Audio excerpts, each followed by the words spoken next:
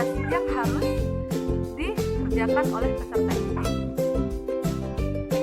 Lembaran tersebut biasanya berupa petunjuk atau langkah-langkah dalam menyelesaikan tugas tersebut.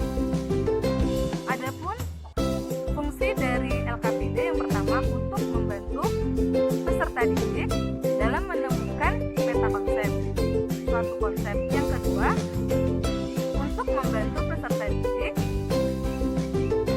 mengembangkan dan mengintegrasikan berbagai konsep dari yang telah ditemukan. Ketiga, sebagai petunjuk praktikum. Keempat, sebagai penguatan. Kelima, sebagai penuntun belajar. Selanjutnya, prosedur dalam penyusunan LKPD ada 3. Yang pertama, syarat didaktif merupakan syarat di mana LKPD harus sesuai dengan asas belajar dan mengajar dan karakteristik peserta didik, yaitu guru mampu mengetahui adanya perbedaan individual sehingga terciptalah LKPD yang baik, LKPD yang bisa digunakan oleh peserta didik baik yang lamban maupun yang pandai. Kedua, itu syarat konstruksi merupakan syarat yang berkenaan dengan penggunaan bahasa, dengan kalimat, kosakata, tingkat kesukaran dan penjelasannya itu sesuai dengan kemampuan peserta didik. Seperti misalnya menggunakan kata-kata sederhana dan yang pendek sehingga siswa lebih mengerti. Ketiga, syarat teknis. Nah, di sini ada 3 pembahasan. Pertama itu mengenai menggunakan huruf cetak bukan huruf Romawi, membedakan antara kalimat dan kalimat tanya dan kalimat perintah. Kemudian gambar yang baik adalah gambar yang bisa memberikan pesan atau isi dari LKPD tersebut. Ketiga, tampilan merupakan hal yang terpenting dalam LKPD. Jadi, tampilan yang baik adalah tampilan yang bisa mengkombinasikan antara gambar.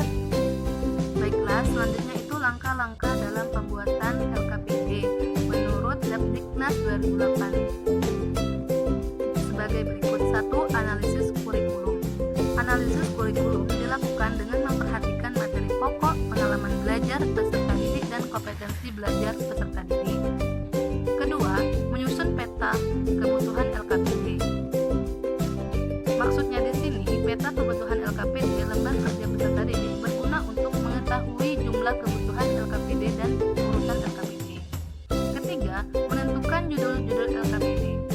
Menentukan judul-judul LKPD di sini maksudnya judul lembar kerja peserta didik harus sesuai dengan KD, materi pokok dan pengalaman belajar. Keempat, penulisan LKPD. Langkah-langkahnya pertama perumusan kompetensi dasar yang harus dikuasai. Kedua, menentukan alat penilaian. Ketiga, penyusunan materi dari berbagai sumber. Keempat, memperhatikan struktur LKPD yang meliputi judul, petunjuk belajar, kompetensi yang dicapai, informasi pendukung, tugas dan langkah-langkah kerja, serta penilaian. Selanjutnya, hal-hal yang harus diperhatikan dalam pembuatan lembar kerja peserta didik atau LKPD. Yang pertama itu dari segi penyajian materi. Judul lembar kerja harus sesuai dengan materinya. Materi harus sesuai dengan perkembangan peserta didik. Materi disajikan secara sistematis dan logis. Materi disajikan secara sederhana dan jelas, menunjang keterlibatan dan kemauan peserta didik untuk ikut aktif. Selanjutnya itu dari segi tampilan. Penyajian sederhana, jelas dan mudah dipahami. Gambar dan grafik sesuai dengan konsepnya.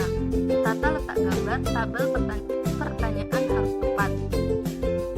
Judul keterangan, instruksi, pertanyaan harus jelas. Mengembangkan minat dan mengajak peserta didik untuk berpikir.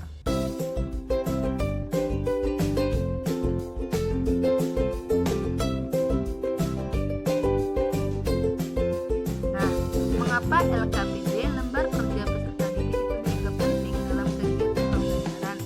Karena lembar kerja peserta didik sangat penting dalam kegiatan pembelajaran sehingga dapat terjadinya